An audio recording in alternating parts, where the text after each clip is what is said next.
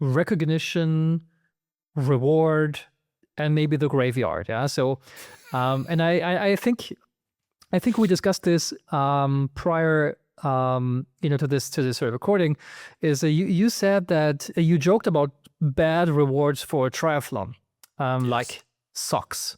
Yes. So I'm not a triathlon guy. So tell me, why are socks a bad idea for triathlon? So I brought some biker socks, actual some visual displays here, some to show you. These are actual socks I got from triathlons that I raced, and when I got them, I'm thinking, man, these are really not really that great of a reward or recognition. Let me tell you why. Now, look, there may be some triathlon race directors that are watching this podcast, and this is my opinion. This is my point of view, right? So I just want to make sure that's very clear. So so when you think about triathlon, the sequence is you swim, then you bike, and then you run. So when you get out of the water, what condition are your feet in? They're wet, right? And how easy is it to put on socks when your feet are wet? Because remember, the clock doesn't stop because you're in transition between swim and bike. The clock is still running. So you got to be able to get through that transition extremely quickly. And wet feet is really hard to put socks on. You say, well, but Dave, but I can dry my feet. Well, again, that takes time. And are you really going to get them dry enough to really get the socks on fast, right? So it makes no sense to wear socks during a triathlon event or during the race itself, because you're trying to go fast, and that just takes time and takes time off the clock, right? So we're not going to wear socks in the race. So that you can say, but Dave, wait a minute, time out. I can wear these in training. I can wear them when I'm training out on my bike. So it's still something I can wear when I'm training on my bike. Well, we just agreed that you're not going to wear socks. You're going to go sockless in the race in your bike shoes. So you've got to toughen up your feet so you don't get blisters in the race, in the bike. So in order to toughen up your feet and make them tough for the race, you can't wear socks while you're training, because you got to not wear socks then, so you're toughening up your feet for the race. So socks make absolutely, in my mind, no sense, because there's two uses for these socks. I wear these on St. Patrick's Day because they're green, and I have these as extra dress socks just in case I need some dress socks. Otherwise, those would have been thrown out. I wouldn't have them here as visual aids for you, Christian.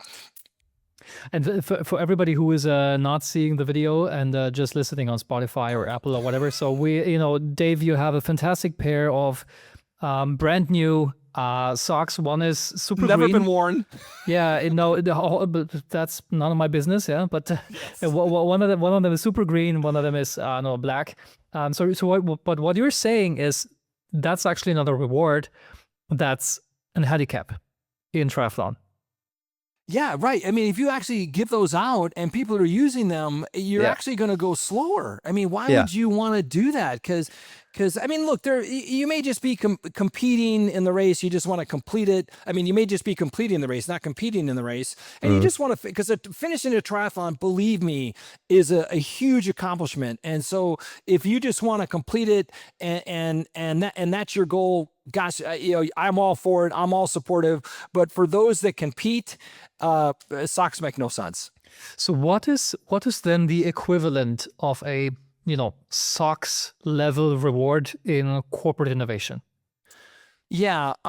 So I would say it's not really a reward, but it would be basically punishing innovation failure. You kind of addressed it earlier, right? It's where, innovation thrives on trial and error, and penalizing missteps just kills momentum around building the culture of innovation. It just causes employees to not take risks. They just go back in their cave and they don't stick their neck out, right? Yeah. So, and punishment comes in a bunch of different ways. It could be, somebody just didn't get the promotion, or maybe they got moved into another job, or maybe they did lose their job, right? So people see that. The employees see that. So you've got to be very careful on how you address failure, right? Like I said, we're in the process of celebrating failure. We want people to take risks. We want people to stick their necks out. We want to get, now, intelligent risks, right? We want to make sure we're going after and de-risking things and not spending a bunch of money and going at and trying to de-risk things fast so that we are chasing the things that are the most promising. But we got to be really careful about punishing innovation and the failure of it in general. How many innovation projects do you typically have, going on in parallel? Is it like 1, 2, 3, 5, 10? How much is it? Yes, that's a great question. So right now I've got 20 projects that I'm incubating in parallel right now. Okay. And that's come from hundreds and hundreds of ideas that we've down selected to those 20, and then I'm working with incubation leaders within the company. That each one of those is got an incubation leader that I'm working with, and the team is working with to try and bring that to life, and taking it through our framework and trying to de-risk it to see if we should actually go and drive that forward in the market and go make some money. So roughly around 20.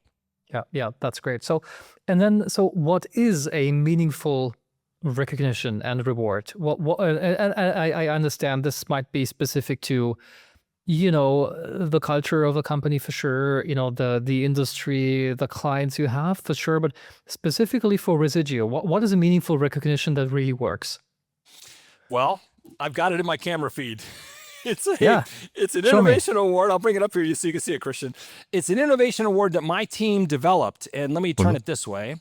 So let me explain kind of what it is and how it works. So this direction, it's a hollowed out R, right? So if you see the hollowed out R at an angle, and it's got Residio Innovation Award on this side. But if you turn it and you do it this direction, it's got the same Residio Innovation Award on it, but now it's an arrow to the future. So now it's going to the future.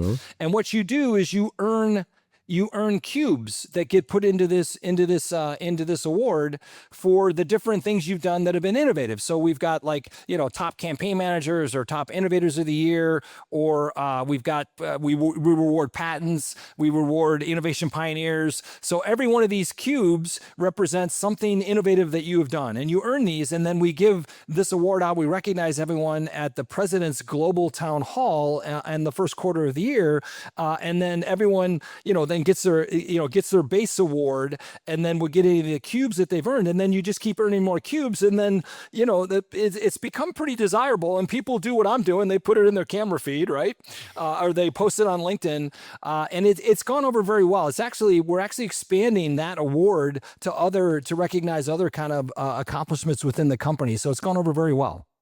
This is insanely cool. So if I counted correctly, there is 12 spots you can fill within this frame. So what happens after 12?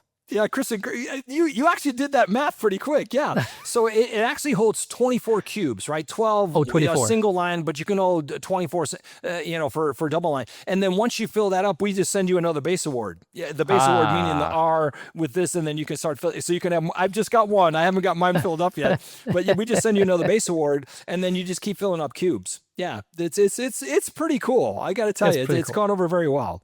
This is actually, it's really pretty cool.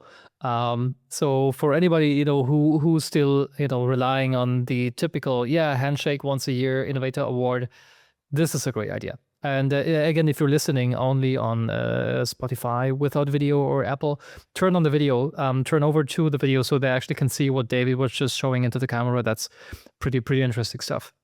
Yeah, I'm very thankful and grateful to my team who actually leaned in to go and develop that. That wasn't just me, it was a whole team. And we went through 5 prototypes to get to that final award. So we didn't land on that thing initially. It took an effort, and we went through various different prototypes. We just treated it like an incubation project, right? We just kept innovating, incubating, and prototyping and pivoting, and ultimately landed on that one.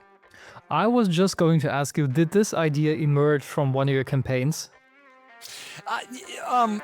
So the way it came about